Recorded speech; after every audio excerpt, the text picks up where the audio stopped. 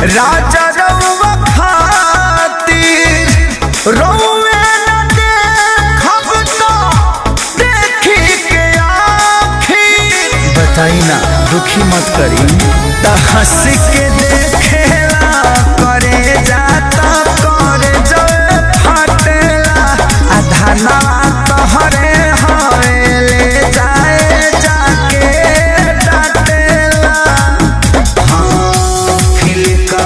दिल देख के हारता कि ना रौरे पासान के हम सतने हरियर टिकुली टिकुलिया जरा मारता कि ना पिया टिकुलिया जरा मारता कि ना। बोली ना रोज बा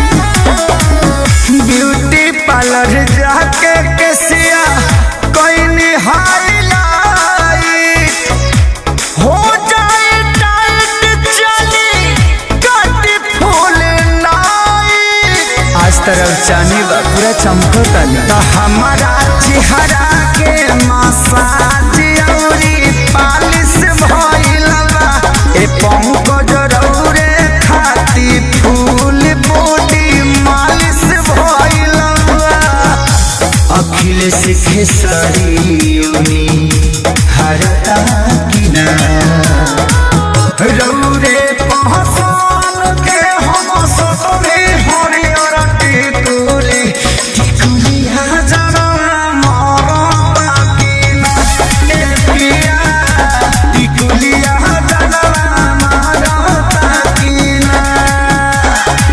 बोली ना अगर मारता त चली ना।